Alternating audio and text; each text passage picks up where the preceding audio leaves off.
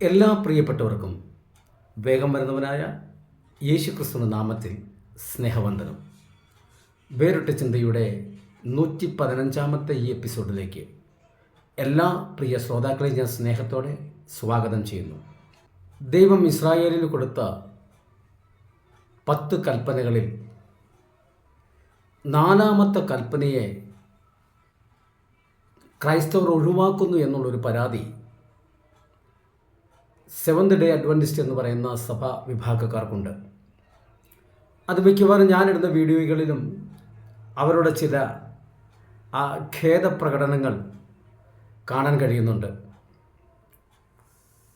അപ്പോൾ ഞാൻ വേറിട്ട ചിന്തയിൽ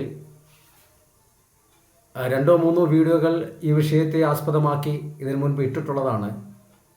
എന്നാൽ എൻ്റെ ഈ ചാനലിലേക്കുള്ള പുതിയതായി വന്നിട്ടുള്ളവർക്ക് അത് കാണാൻ കഴിഞ്ഞിട്ടില്ല എന്നെനിക്ക് മനസ്സിലായി. കാരണം ഒരു കമൻറ്റ് വായിച്ചിട്ട് ആയിരിക്കാം 2-3 പേരെന്നെ വിളിച്ചു, ആ വിഷയത്തെക്കുറിച്ച് തിരുവചന വെളിച്ചത്തിൽ ഞങ്ങൾക്കൊന്ന് അറിഞ്ഞാൽ കൊള്ളാം എന്ന ആഗ്രഹമുണ്ട് എന്ന് പറഞ്ഞതുകൊണ്ട് ഞാൻ വീണ്ടും മറ്റ് ഇതിനു മുൻപ് പ്രതിപാദിച്ചിട്ടില്ലാത്ത ചില ആശയങ്ങളോട് കൂട്ടിച്ചേർത്തുകൊണ്ട് എന്തുകൊണ്ടാണ് ക്രൈസ്തവരിൽ ഒറ്റ വിഭാഗം സെവന്ത് ഡേ അഡ്വൻറ്റിസ്റ്റ് എന്ന വിഭാഗക്കാർ ഒഴികെ ബാക്കി ആരും 4-ാമത്തെ കൽപ്പനയ്ക്ക് പ്രാധാന്യം കൊടുക്കുന്നില്ല എന്നുള്ള ചോദ്യത്തിൻ്റെ ഒരു മറുപടിയായിട്ടാണ് ഇന്ന് ഈ 115-ാമത്തെ എപ്പിസോഡ് ചെയ്യുന്നത്. ആദ്യമായി ഞാനൊന്ന് പറയട്ടെ. ജി വൈറ്റ് എന്ന് പറയുന്ന ഒരു ദൈവദാസൻ്റെ ഭാര്യ എല്ലൻ ജി വൈറ്റ്, അവരൊരിക്കൽ ഒരു സ്വപ്നം കാണുകയുണ്ടായി.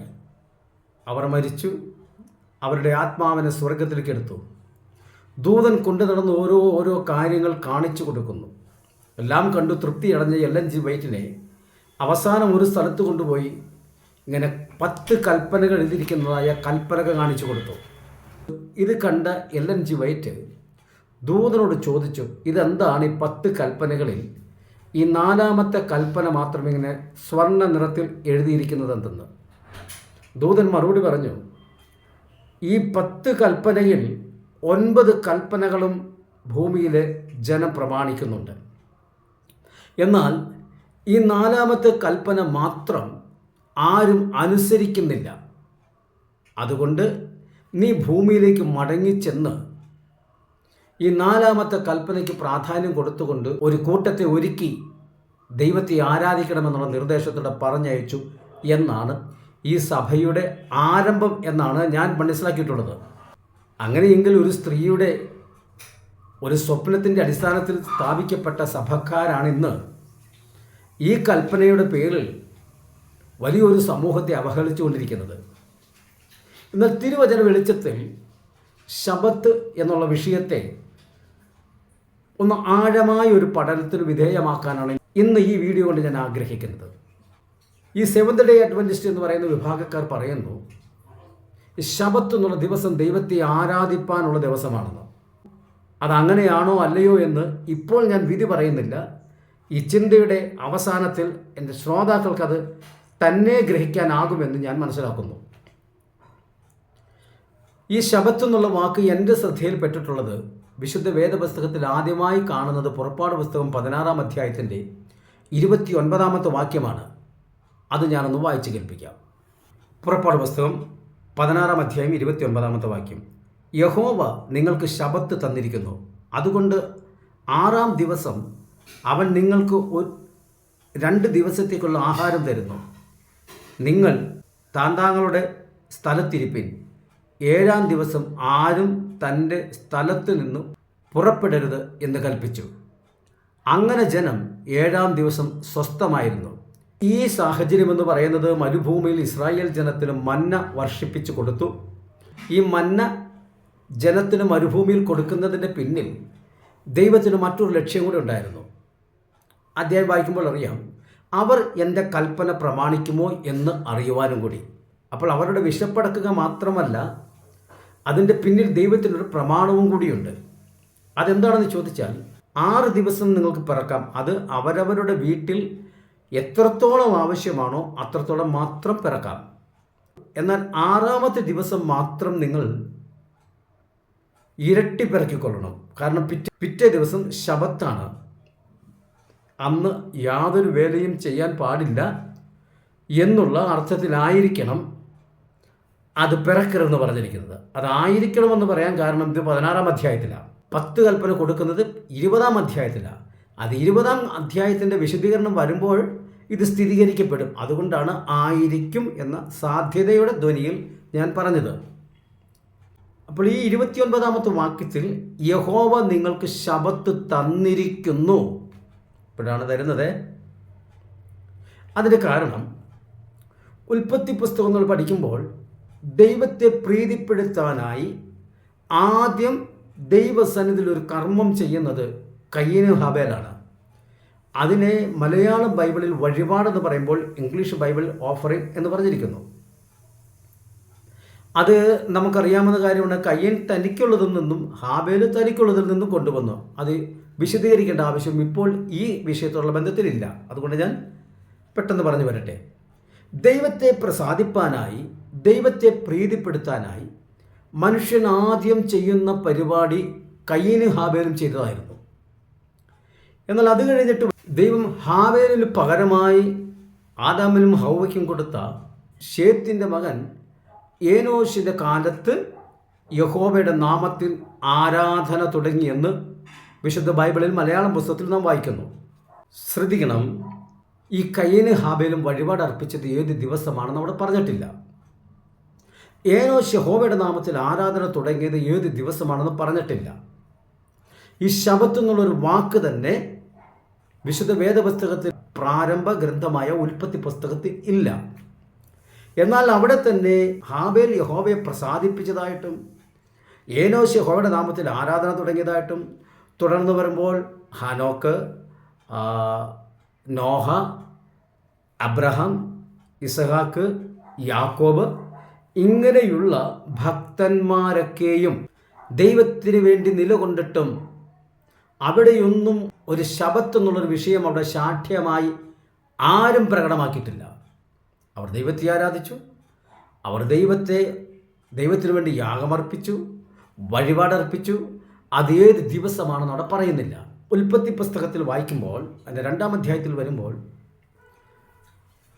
അവിടെ പറയുന്നു, ദൈവം 6 ദിവസം കൊണ്ട് തൻ്റെ പ്രവൃത്തികളെല്ലാം ചെയ്തിട്ട് അതിൽ നിന്ന് നിവൃത്തനായി 7-ാം ദിവസം സ്വസ്ഥമായിരുന്നു എന്ന് പറഞ്ഞാൽ അവിടെ റെസ്റ്റ് എടുത്തു, അതിനെ അനുഗ്രഹിച്ച് ശുദ്ധീകരിച്ചു.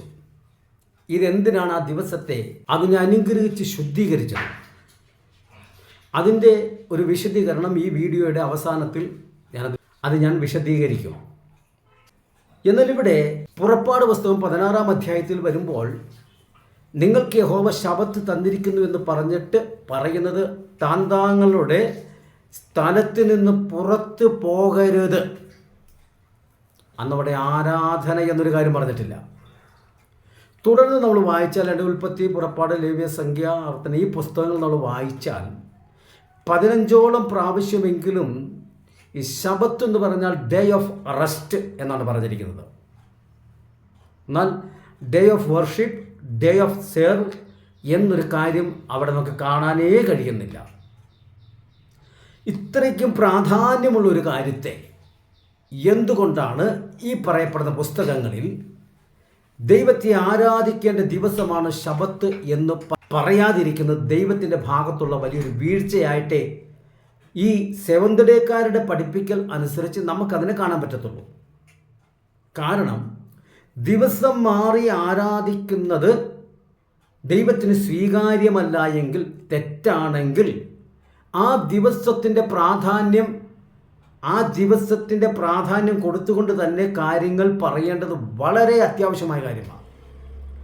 നിങ്ങൾക്കറിയാം, ഇപ്പോൾ ഈ ശ്രോതാവിനെ തന്നെ ഒരു ഇൻ്റർവ്യൂവിന് വിളിച്ചെന്നിരിക്കട്ടെ, അതിൻ്റെ ദിവസവും സമയവും നിങ്ങളെ ഓർമ്മപ്പെടുത്തിയില്ല എങ്കിൽ, വെറുതെ ഇൻ്റർവ്യൂ ഉണ്ടെന്ന് മാത്രം പറഞ്ഞാൽ ആ ഡിപ്പാർട്ട്മെൻറ്റ് നിങ്ങളെ വെറും വിഡ്ഢിയാക്കുക മാത്രമല്ല, നിങ്ങളെ ചതിക്കുകയാണ് ചെയ്തത്. അവിടെ പ്രാധാന്യം കൊടുത്ത് പറയേണ്ടത് ദിവസത്തിനും അതിൻ്റെ സമയത്തിനുമാണ്. ഇവിടെ ഈ 15ലധികം പ്രാവശ്യം Sabbath is day of rest എന്ന് പറയുമ്പോൾ അത് ദൈവത്തെ ആരാധിക്കേണ്ട ദിവസം എന്നവിടെ പറയുന്നില്ല. പ്രാരംഭത്തിൽ തന്നെ പറഞ്ഞല്ലോ, അന്നത്തെ ദിവസം നിങ്ങൾ പുറത്തു പോകരുത്, താൻ്റെ സ്ഥലത്ത് തന്നെ ഇരിക്കണം. ഇനി ഞാനൊന്ന് ചോദിക്കട്ടെ, ഈ വാക്യത്തിൻ്റെ അടിസ്ഥാനത്തിൽ എന്തുകൊണ്ട് മോശെ അവരോട് 7-ാമത്തെ ദിവസം നിങ്ങൾ പിറക്കാൻ പോകരുത്, അന്ന് നമുക്ക് ആരാധനയുള്ള ദിവസമാണ് എന്ന് എന്തുകൊണ്ട് ജനത്തോട് പറഞ്ഞില്ല? തന്നെയല്ല, 7-ാമത്തെ ദിവസം ചിലർ പിറക്കാൻ പോയി. എന്തു സംഭവിച്ചു? വാക്യങ്ങളെടുത്ത് ഞാൻ വായിപ്പിക്കുന്നില്ല. മറ്റൊരു ഭാഗത്ത് പറയുന്നത്, ശബത്തിൽ വിറക് പിറക്കാൻ പോയവരെ അല്ലെങ്കിൽ ഏതെങ്കിലും ജോലിക്ക് പോയവരെ അവരെ ഉന്മൂലനാശം വരുത്തണമെന്നാണ് പ്രമാണം പറഞ്ഞിരിക്കുന്നത്.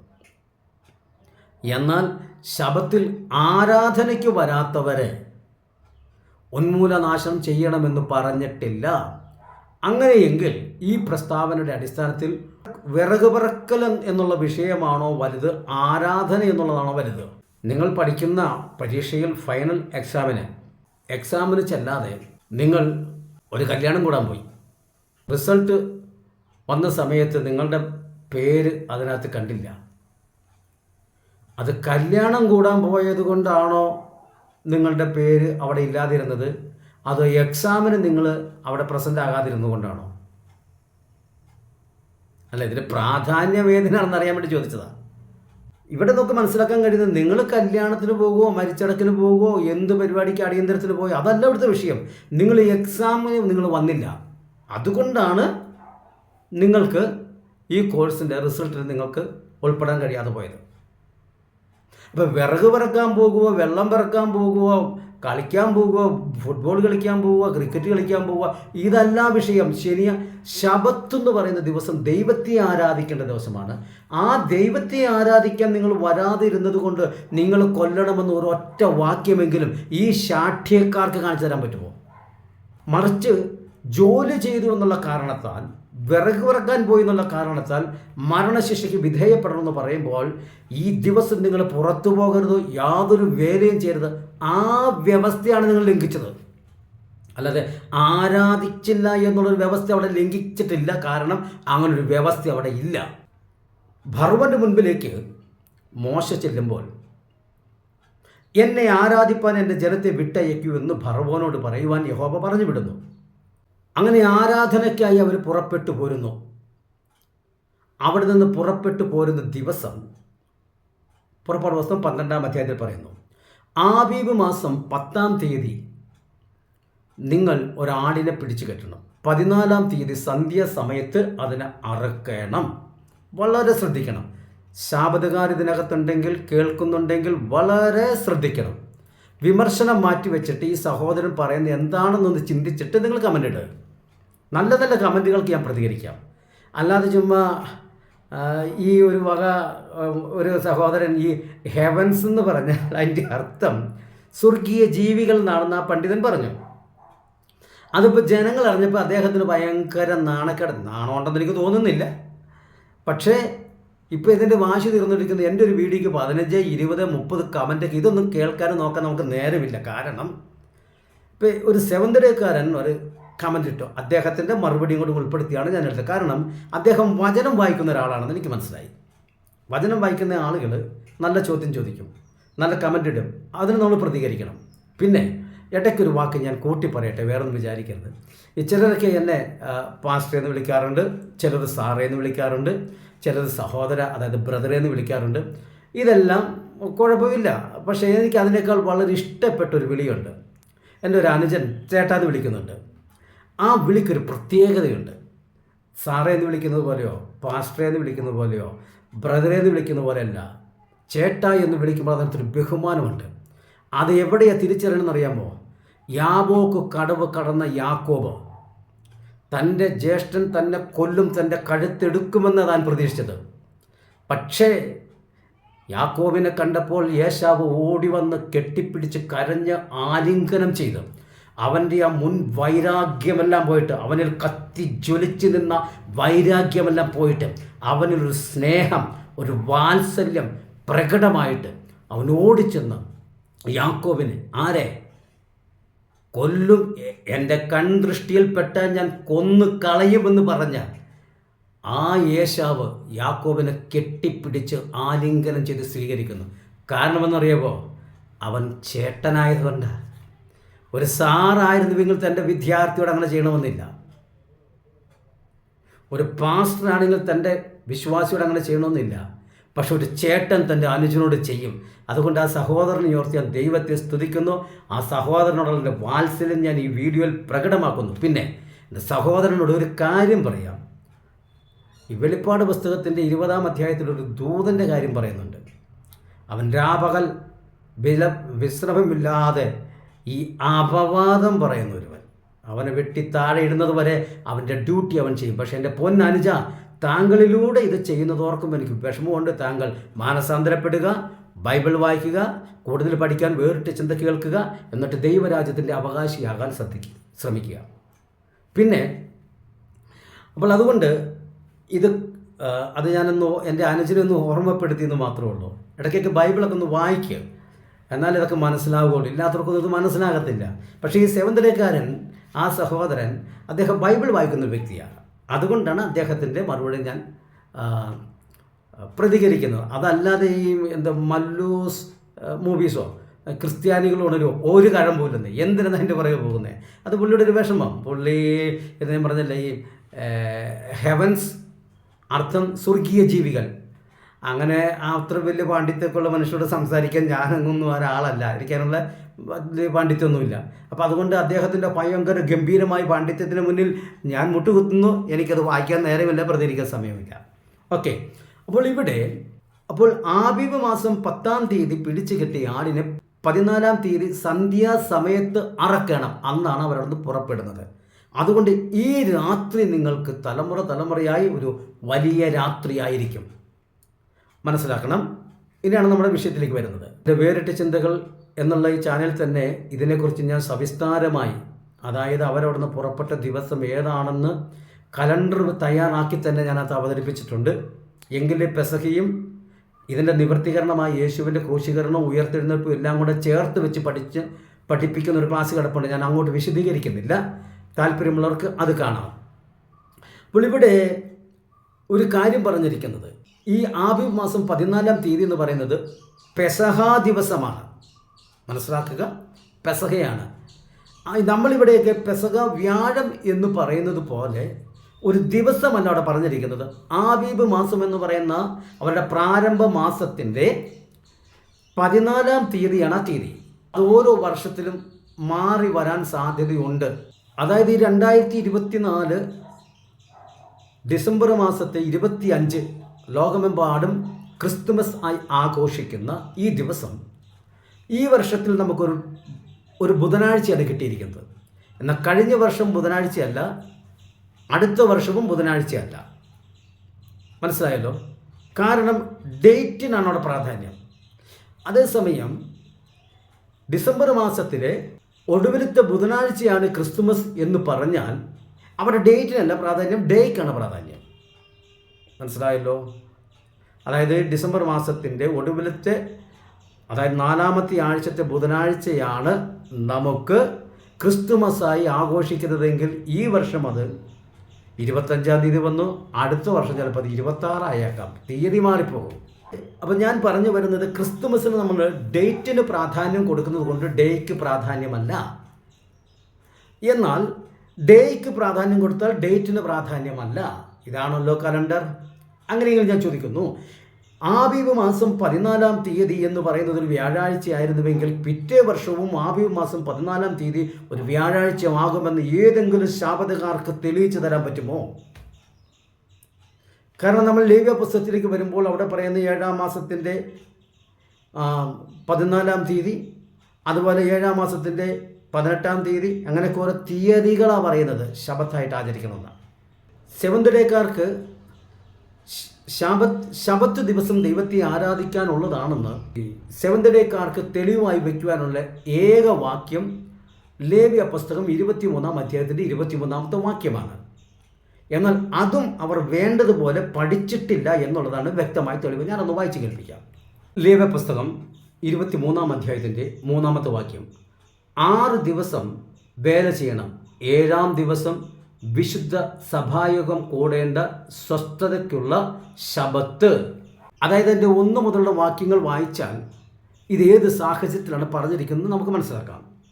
യഹോവ പിന്നെയും മോശയോട് അരുളി ചെയ്തത്, നീ ഇസ്രായേൽ മക്കളോട് പറയേണ്ടത്, എൻ്റെ ഉത്സവങ്ങൾ വിശുദ്ധ സഭായോഗം വിളിച്ചു കൂട്ടേണ്ടുന്ന യഹോവയുടെ ഉത്സവങ്ങൾ ആവിത്. ഏത്? വിളിച്ചു കൂട്ടേണ്ടുന്ന ദിവസങ്ങൾ. അത് വിളിച്ചു കൂട്ടേണ്ട ദിവസങ്ങളാണ്. സ്ഥിരമായി ആചരിച്ചു വരുന്നൊരു കാര്യമാണെങ്കിൽ അങ്ങനെ വിളിച്ചു കൂട്ടേണ്ടെന്ന് എന്ന് പറയത്തില്ല. അത് ഇവിടെ പറഞ്ഞിരിക്കുന്ന വിശുദ്ധ സഭായോഗം എന്ന് പറഞ്ഞിരിക്കുന്ന വാക്ക് അത് എന്താണെന്ന് മനസ്സിലാക്കുമ്പോഴാണ് ഇവർ പറയുന്ന ആരാധനയാണോ എന്നൊക്കെ മനസ്സിലാക്കാൻ പറ്റുന്നത്. ഇവിടെ പറഞ്ഞ ഹോളി കോൺവക്കേഷൻ എന്നുള്ള പദമാണ് ഇംഗ്ലീഷിൽ പറഞ്ഞിരിക്കുന്നത്. അതായത് ജനത്തോട് അറിയിക്കുവാനുള്ള കാര്യങ്ങൾ വിളിച്ച് പ്രഘോഷിക്കുന്ന, അവരെ അറിയിക്കുവാനുള്ള ദിവസമാണ്. ഇന്ന് നമ്മുടെ എല്ലാം വീടുകളിൽ വിശുദ്ധ ബൈബിൾ 1, 2, 3 ആളുടെ എണ്ണം അനുസരിച്ച് ഒരാൾക്ക് 2, 3 വീതം ബൈബിളുകൾ ഉണ്ട്. എന്നാൽ അന്ന് എല്ലാ വീടുകളിലും ഈ പറയപ്പെടുന്ന അതിൻ്റെ ചുരുളുകൾ ഇല്ലായിരുന്നു. അപ്പോൾ യഹോവയ്ക്ക് തൻ്റെ ജനത്തോട് പറയാനുള്ള കാര്യങ്ങൾ മോശ പ്രാപിച്ചിട്ട് ഈ ജനത്തോട് വിളിച്ചു പറയുവാനായി അവരെ കൂട്ടി വരുത്തുന്ന യോഗമാണ് വിശുദ്ധ സഭായോഗം. അതാരാധനയല്ല. കാരണം പുറപ്പാട് പുസ്തകത്തിൽ മോശ ചെന്ന് ഫറവോനോട് പറയുമ്പോൾ എന്നെ ആരാധിപ്പാൻ എൻ്റെ ജനത്തെ വിട്ടയക്കൂ എന്ന് പറയുമ്പോൾ അവിടെ കോൺവക്കേഷൻ അല്ല, അവിടെ സെർവ് എന്നാണ് പറഞ്ഞിരിക്കുന്നത്. ആ വാക്കിന് വർഷിപ്പ് എന്നുള്ള അർത്ഥം കൂടിയുണ്ട്. എന്നാൽ കോൺവക്കേഷൻ എന്നുള്ള ആ ഒരു വാക്കിന് ഒരിക്കലും ആരാധനയുമായി ബന്ധപ്പെട്ട് യാതൊരു അർത്ഥവുമില്ല. അവിടെ വായിച്ച് കേൾപ്പിക്കേണ്ട ദിവസമാണ്. അതുകൊണ്ടാണ് യേശു ശബത്തിൽ പോയി അവിടെ അക്രമപ്രകാരം വായിക്കേണ്ടെന്ന സമയത്ത് പുസ്തകമെടുത്ത് വായിച്ച കാര്യം പറയുന്നുണ്ട്.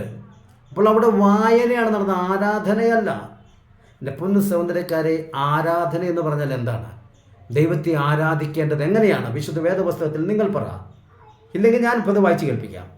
സംഖ്യാപുസ്തകം 28-ാം അധ്യായത്തിൻ്റെ 9, 10 വാക്യങ്ങൾ വായിക്കുന്നു. ശബത്ത് നാളിലോ 1 വയസ്സ് പ്രായമുള്ള ഓനമില്ലാത്ത 2 കുഞ്ഞാടിനെയും ഭോജനയാഗത്തിനായി എണ്ണ ചേർത്ത 2 ഇടങ്ങഴി മാവും അതിൻ്റെ പാനീയയാഗവും അർപ്പിക്കണം. നിരന്തര ഹോമയാഗത്തിനും അതിൻ്റെ പാനീയയാഗത്തിനും പുറമേ ഇത് ശബത്ത് തോറുമുള്ള ഹോമയാഗം. കഴിഞ്ഞ ദിവസം എൻ്റെ വീഡിയോയിൽ മേൽപ്പറഞ്ഞ സഹോദരൻ ഇട്ട കമൻ്റ് ഇങ്ങനെയാണ്: എല്ലാ കൽപ്പനകളും പ്രമാണിക്കുമെന്ന് അവകാശപ്പെടുന്ന പെന്തക്കോസ്തുകാർ എന്തുകൊണ്ട് 4-ാം കൽപ്പന പ്രമാണിക്കുന്നില്ല? ഞാൻ മറുപടി ഇട്ടു, 4-ാം കൽപ്പന ഞങ്ങൾ വചനം പറയുന്നത് പോലെ ഞങ്ങൾ പ്രമാണിക്കുന്നുണ്ട്. കാരണം പുതിയ നിയമത്തിൽ പറഞ്ഞിരിക്കുന്നത് ഇങ്ങനെയാണ്: യേശു ക്രൂശിൽ കിടക്കുന്ന സമയത്ത് സഹോദരിമാർ സുഗന്ധവർഗ്ഗങ്ങളൊക്കെ ഒരുക്കിയിട്ട്, അത് ലൂക്കോസ് സുവിശേഷം 23-ാം അധ്യായത്തിൻ്റെ 56-ാമത്തെ വാക്യത്തിൽ, അങ്ങനെ അവർ കൽപ്പന അനുസരിച്ച് സ്വസ്ഥമായി ഇരുന്നു. എങ്ങനെ? കൽപ്പന അനുസരിച്ച് യോഗത്തിന് പോയി എന്നല്ല, കൽപ്പന അനുസരിച്ച് സിനഗോഗിൽ പോയെന്നല്ല, കൽപ്പന അനുസരിച്ച് യാഗം അർപ്പിച്ചു എന്നല്ല, കൽപ്പന അനുസരിച്ച് അവർ സ്വസ്ഥമായിരുന്നു. കാരണം അവരോട് കൽപ്പിച്ചത് സ്വസ്ഥമായിരിക്കാനാണ്. അതുകൊണ്ട് തന്നെയാണ് 7-ാം ദിവസത്തെ ശുദ്ധീകരിച്ചത്. മനസ്സിലായി കാണുമല്ലോ. അവരോട് കൽപ്പിച്ചത് സ്വസ്ഥമായിരിക്കാനാ, അതനുസരിച്ച് അവർ സ്വസ്ഥമായിരുന്നു. അപ്പോൾ ഞാൻ പറഞ്ഞു, ഞാനിവിടെ ശനിയാഴ്ച ദിവസം സ്വസ്ഥമായിരിക്കുക ചെയ്യുന്നത്, അതുകൊണ്ടാണ് പറഞ്ഞത് കൽപ്പന പ്രകാരം ഞാൻ പ്രമാണിക്കുന്നുണ്ടെന്ന്. അപ്പോൾ അദ്ദേഹം അതിന് മറുപടി ഇട്ട്, അങ്ങനെയെങ്കിൽ 4-ാം കൽപ്പന പ്രകാരം നിങ്ങൾ അങ്ങനെ കൂട്ടായ്മ ആചരിക്കുന്നുണ്ടെങ്കിൽ ആ കൂട്ടായ്മ നടത്തുന്ന ഇടമൊന്ന് പറയാമോ എന്ന് ചോദിച്ചു. എൻ്റെ കൂട്ടായ്മ ഇതാണ് സഹോദര, കൽപ്പന പ്രകാരം ഞാൻ അന്ന് റെസ്റ്റാണ്. ഇനി ഈ ദൈവം പറഞ്ഞിരിക്കുന്ന കൽപ്പന പ്രകാരം ഇപ്പോൾ ഞാൻ ഈ സംഖ്യാപുസ്തകം 28-ാം അധ്യായത്തിൻ്റെ ഈ 9, 10 വാക്യങ്ങൾ വായിച്ചത് പ്രകാരമുള്ള ശബത്ത് തോറും നടത്തുവാനുള്ള ഈ യാഗം നടത്തുന്ന സ്ഥലം ഒന്ന് കാണിച്ചു തന്നാൽ സഹോദരൻ, ഞാൻ ഒരു ദിവസം അങ്ങോട്ടൊന്ന് വരാം, ഒന്ന് കൂടാനാ, ഒന്ന് കാണാനാ, ഒന്ന് അറിയാനാ. സത്യമാണെങ്കിൽ ഞാൻ സഭയോട് ചേരാം. പക്ഷേ ഈ യാഗം നടക്കുന്ന സ്ഥലം നിങ്ങൾ കാണിച്ചു തരണം. എന്നോട് തന്നെ പറഞ്ഞേ, പെന്തക്കോസ്തുകാരനായ താങ്കൾ ഈ 4-ാം കൽപ്പന പ്രകാരം കൂടുന്ന കൂട്ടായ്മ എവിടെയാണെന്നൊന്ന് പറഞ്ഞു തരാമോ എന്ന് എന്നോട് ചോദിച്ച അതേ സഹോദരനോട് ഞാൻ തിരിച്ചു ചോദിക്കുക. വിശുദ്ധ ബൈബിളിൽ പറഞ്ഞിരിക്കുന്ന പ്രകാരം ശബത്ത് നാളിൽ നടത്തേണ്ടുന്ന യാഗം നിങ്ങളുടെ ഏത് സ്ഥലത്താണ് നടത്തുന്നതെന്ന് പറഞ്ഞാൽ ഞാൻ അങ്ങോട്ടൊന്ന് വരാം. ഞാൻ വെല്ലുവിളിച്ച് പറയുക, സ്നേഹസ്വരത്തിൽ വെല്ലുവിളിച്ച് പറയുക. കാരണം ഇനിയെങ്കിലും നിങ്ങളുടെ കപട ഉപദേശം നിർത്തിയിട്ട് സത്യ ഉപദേശത്തിലേക്ക് വാ. ഏതെങ്കിലും വ്യക്തികൾ ആടുന്ന വേലി പോലെയോ ചായുന്ന മതിൽ പോലെയോ ചാഞ്ചാടി നിൽക്കുന്നുണ്ടെങ്കിൽ ദൈവം മനസ്സിലാക്കണം, ഇവർ ഈ പറയുന്ന പ്രകാരം ദൈവം കൊടുത്തിരിക്കുന്ന പ്രമാണമനുസരിച്ച് ശബത്തിൽ ഇങ്ങനെയാണ് ആരാധന നടക്കേണ്ടത്. ഇവർക്ക് തോന്നും പോലെ ചെയ്യാനായിട്ട് ഇവർക്ക് ആരാ അനുവാദം കൊടുത്തേ? ശനിയാഴ്ച കൂടി വന്നാൽ മാത്രം മതി, വേറെ എന്ത് വെള്ളം കാണിച്ചോ കുഴപ്പമില്ല. അല്ല പൊന്നെ, ശനിയാഴ്ച കൂടി വരുന്നതിനല്ല പ്രാധാന്യം, അവിടെ നടക്കേണ്ടുന്ന കാര്യങ്ങൾ നടത്തുക, അതിനാണ് പ്രാധാന്യം. ഇല്ലായെങ്കിൽ ഞാൻ ചോദിക്കട്ടെ, നേപ്പാളിൽ സകലമാന ക്രിസ്ത്യാനികളും ശനിയാഴ്ചയാണ് ദൈവത്തെ ആരാധിക്കുന്നത്. അങ്ങനെയെങ്കിൽ ശനിയാഴ്ചയ്ക്കുള്ളൊരു പ്രാധാന്യം മാത്രമേ ഉള്ളെങ്കിൽ നേപ്പാളിലുള്ള സകല ക്രിസ്ത്യാനികളും ദൈവരാജ്യത്തിൽ കാണണം. ആരെയും ഒഴിവാക്കി വെക്കാൻ പറ്റത്തില്ല. ഈ ശബത്ത് എന്ന് പറയുന്ന ദിവസത്തിന് മാത്രമേ പ്രാധാന്യമുള്ളെങ്കിൽ ആരാധന എങ്ങനെ വേണമെങ്കിലും വായിക്കുമോ? കാരണം വചനം പറഞ്ഞ പോലെ ആരും ചെയ്യുന്നതായിട്ട് എനിക്കറിയില്ല.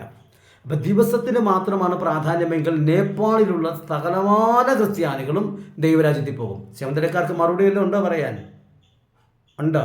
ഞാനും ആരാധിച്ചിട്ടുണ്ട്. ഞാൻ കാഠ്മണ്ഡുവിലായിരുന്ന സമയത്ത് ആ ദിവസം ഞാൻ ശനിയാഴ്ച അവിടെ ദൈവത്തെ ആരാധിച്ചേ. അപ്പോൾ അതുകൊണ്ട് ഞാൻ കൽപ്പന 4-ാം കൽപ്പന പ്രമാണിച്ചതെന്നും പറയുന്നത് ഞാൻ തയ്യാറല്ല. അവിടുത്തെ സിസ്റ്റം അങ്ങനെ ആയതുകൊണ്ടും അവിടുത്തെ പബ്ലിക് ഹോളിഡേ ശനിയാഴ്ച ആയതുകൊണ്ടും ഞാൻ അവിടെ വെച്ച് ശനിയാഴ്ച ദൈവത്തെ ആരാധിച്ചു. മറുപടി പറയുവാൻ സൗന്ദര്യക്കാരുണ്ടോ? ഉണ്ടെങ്കിൽ ഒരു മറുപടി ഇടുക കേട്ടോ, ഞങ്ങൾക്കൊന്ന് കാണട്ടെ. അധികം സ്ഥലം വന്നാൽ വഴിയും കൂടെ പറയണമെന്ന് വന്ന് കൂടാനും കൂടിയാണ്. അപ്പോൾ ഇവിടെ ശബത്ത് എന്ന് പറഞ്ഞിരിക്കുന്നത്, പ്രാധാന്യം കൊടുത്ത് പറഞ്ഞിരിക്കുന്നത് ഡേ ഓഫ് അറസ്റ്റാണ്. അതെന്താണ് അങ്ങനെ കൊടുക്കാനുള്ള കാരണം എന്ന് പറഞ്ഞാൽ, എന്നിട്ട് ദൈവം പറഞ്ഞു, ഇത് ഇസ്രായേലിനും ദൈവത്തിനും ഇടയുള്ളൊരു അടയാളമാണിത്. ആർക്ക്? ഇസ്രായേലിന്, ദൈവജനത്തിനും ഇവർക്കും നടുള്ള അടയാളമാണിത്. എന്താണ് അടയാളം എന്ന് പറയാൻ കാരണം? അല്പം പുറകോട്ട് പോകും. പഠിക്കാൻ ആഗ്രഹിക്കുന്നവർക്ക് ചുരുങ്ങിയ വാക്കുകളിലൂടെ വ്യക്തമായ തെളിവുകളിലൂടെ വിശദീകരിക്കുക. അബ്രഹാമിന് മക്കളില്ലാതിരിക്കുന്ന സമയത്ത് ദൈവം വന്ന് മക്കളെക്കുറിച്ച് വാഗ്ദത്തം ചെയ്യുമ്പോൾ ചോദിച്ചു, അതാ നിന്റെ സന്തതി ആ ഭൂമിയെ അവകാശമാക്കുന്നത്, അപ്പോൾ അത് എന്തോന്നിനെ അറിയാമെന്ന് ചോദിച്ചപ്പോൾ ദൈവം പറഞ്ഞു, അത് ഉൽപ്പത്തി പുസ്തകം 15 അധ്യായം വായിക്കാം. അവിടെ കാളകളെയും പക്ഷികളെയൊക്കെ എടുത്ത് പിളർന്ന് വയ്ക്കാൻ പറയുന്നു. ചിലരൊക്കെ പറയുന്നു അബ്രഹാം പക്ഷിയെ പിളർന്നില്ല, പിന്നെ റാഞ്ചൽ പക്ഷി വന്നപ്പോൾ ആട്ടിക്കളഞ്ഞു. ഇതുകൊണ്ടൊക്കെയാണ് ആ ജനം അടിമത്തത്തിലേക്ക് പോയെന്ന്. എന്നാൽ അതൊന്നുമല്ല സഹോദരങ്ങളെ. അങ്ങനെ ആരെങ്കിലും ധരിച്ചിരിപ്പുണ്ടെങ്കിൽ ഇപ്പം മാറ്റിക്കണം. ലേവ്യ പുസ്തകം 8-ാം അധ്യായത്തിൻ്റെ 5-ാമത്തെ വാക്യം വായിക്കുക. അവിടെ പറയുന്നു, പക്ഷിയെ പിളർക്കരുത്. അപ്പോൾ അബ്രഹാം ചെയ്തത് തെറ്റല്ല, പക്ഷിയെ പിളർക്കരുത്. യിരെമ്യാ പ്രവചനം 31-ാം അധ്യായത്തിൻ്റെ 18-ാമത്തെ വാക്യം മുതൽ വായിക്കുക. അവിടെ കാളയെ പിളർന്നിട്ട് പിളർപ്പുകളുടെ നടുവിൽ നിന്നൊരു ഉടമ്പടി ചെയ്താൽ അതിന് മാറ്റമില്ല എന്നവിടെ പറയുന്നു. ഈ രാജാക്കന്മാർ മോതിരം കൊടുത്തു പറഞ്ഞ് വിളംബരം ചെയ്തൊരു കൽപ്പനയ്ക്ക് മാറ്റമില്ല എന്ന് പറഞ്ഞതുപോലെ കാളയുടെ പിളർപ്പിൽ നിന്നും യഹോവ പറയുന്ന ഒരു കാര്യം ചെയ്യുന്ന ഉടമ്പടിക്ക് യാതൊരു മാറ്റവുമില്ല എന്ന് ഉറപ്പിക്കുന്നു. യിരെമ്യാ പ്രവചനം 34-ാം അധ്യായത്തിൻ്റെ 18 മുതലുള്ള വാക്യങ്ങൾ വായിക്കുക, അവിടെയുണ്ട്. അപ്പോൾ അബ്രഹാമിനോട് ഈ മാറ്റമില്ലാത്ത ഉടമ്പടി ചെയ്യാൻ വേണ്ടിയാണ് ഇത് പിളർക്കാൻ പറഞ്ഞത്. അതിൻ്റെ നടുവിൽ നിന്ന് പറഞ്ഞത്, നിന്റെ സന്തതി അന്യദേശത്ത് 400 സംവത്സരം അവിടെ അടിമയായി വേല ചെയ്യും. 4-ാം തലമുറക്കാർ അവിടുന്ന് അനേക സമ്പത്തോടുകൂടി മടങ്ങി വരും. എവിടേക്ക് മടങ്ങി വരും? അവർ കനാനിലേക്ക് മടങ്ങി വരും. അവിടെ എന്താണ് പ്രത്യേകത? നിങ്ങൾ അധ്വാനിച്ചിട്ടില്ലാത്തത്, നിങ്ങൾ വിതയ്ക്കാത്തത്, അതെല്ലാം നിങ്ങളവിടെ അനുഭവിക്കും എന്ന് പറഞ്ഞാൽ നിങ്ങൾക്ക് അവിടെ ഒരു വിശ്രമമുണ്ട്, ഒരു റെസ്റ്റാണ് നിങ്ങൾക്ക് അവിടെ വെച്ചിരിക്കുന്നത്. കാരണം വിശ്രമമില്ലാതെ അന്യദേശത്ത് അവരെന്ത് ചെയ്തു? കഠിനവേല ചെയ്തു. ആ വിശ്രമമില്ലാതെ കഠിനവേല ചെയ്തവരെ അവിടുന്ന് മോശ മുഖാന്തരം അവരെ വിടുവിച്ചു കൊണ്ടുപോകുന്നു. ഇതിനെക്കുറിച്ചുള്ള വിശദീകരണം ഞാൻ എൻ്റെ വേറിട്ട ചിന്തയുടെ എപ്പിസോഡ് 6 ആണോ 13 ആണോ ഓർക്കുന്നില്ല, 6 അല്ല 13 നിങ്ങൾ കാണുക, അവിടെ ഞാൻ വളരെ വ്യക്തമായി അതിൻ്റെ കാര്യങ്ങൾ അവിടെ പറഞ്ഞിട്ടുണ്ട്. മറ്റൊക്കെ പറയാം, മോശ മുഖാന്തരം ഫറവോൻ്റെ മുന്നിൽ നിന്ന് വിടുവിച്ചുകൊണ്ട് വരുന്ന ജനത്തെ 40 വർഷം മരുഭൂമിയിലൂടെ നടത്തിയിട്ട് അവരെ യോർദാനും കടത്തി അക്കരെ യോശുവയായ അക്കരെ എത്തിച്ച് അവിടെ വിശ്രമത്തിലേക്ക് എത്തിക്കുന്നു. അത് ഒന്നും കൂടി പറഞ്ഞാൽ 95-ാം സങ്കീർത്തനത്തിൽ പറയുമ്പോൾ 40 ആണ്ട് എനിക്ക് ആ തലമുറയോട് നീരസമുണ്ടായി, അവർ തെറ്റിപ്പോകുന്ന ഹൃദയമുള്ള ഒരു ജനമെന്ന് പറഞ്ഞു. ആകയാൽ അവരെൻ്റെ സ്വസ്ഥതയിൽ പ്രവേശിക്കയില്ല. എവിടെ? കനാൻ ദേശത്ത് അവർ പ്രവേശിച്ചില്ല. അപ്പം സ്വസ്ഥത എന്ന് പറഞ്ഞാൽ എന്താണ്? കനാൻ. ഈ ഒരു കാര്യത്തെക്കുറിച്ചുള്ള വിശദീകരണമാണ് അബ്രഹാം ചോദിച്ചതിന്, ഞാൻ എന്തോന്നിനാൽ അറിയാമെന്ന് ചോദിച്ചതിന് മറുപടിയെ കൊടുത്തത് എന്ന് പറഞ്ഞാൽ ഒരടയാളം പോലെ. അതുകൊണ്ട് തന്നെ മോശയോട് പറയാണ്, ഇത് ഇസ്രായേൽ ജനത്തിനും യഹോവയ്ക്കും ഇടയിലൊരു അടയാളമാണ് ഈ ശബത്ത്. ശബത്തിനെ കുറിച്ച് പറയുമ്പോൾ മരുഭൂമിയിലൂടെ പോരുകയാണ്. എന്തടയാളം? നിങ്ങളെ ഞാൻ വിശ്രാമ സ്ഥലത്ത്, സ്വസ്ഥതയുള്ള സ്ഥലത്ത്, റെസ്റ്റ് എടുക്കുന്ന സ്ഥലത്ത് ഞാൻ നിങ്ങളെ കൊണ്ടാക്കും. അതിൻ്റെ അടയാളമാണ് ഈ ശബത്ത്. മനസ്സിലായി കാണുമെന്ന് കരുതുന്നു. ഇനി ഈ അടയാളം പുതിയ നിയമ വിശ്വാസികളായ നമുക്കും കിടപ്പുണ്ട്. അത് പറയുന്നത് ഇങ്ങനെയാണ് എബ്രായർക്കെഴുതിയ ലേഖനത്തിൽ, ആകയാൽ ദൈവജനത്തിൽ ഒരു ശബത്ത് അനുഭവം ശേഷിച്ചിരിക്കുന്നു. ശ്രദ്ധിക്കുക, ഒരു ശബത്ത് ശേഷിക്കുകയല്ല, ശബത്ത് അനുഭവം. എന്താണ് ശബത്തിൻ്റെ അനുഭവം? വിശ്രാമം, റെസ്റ്റ്, സ്വസ്ഥത ആണല്ലോ. അതെപ്പോഴാ?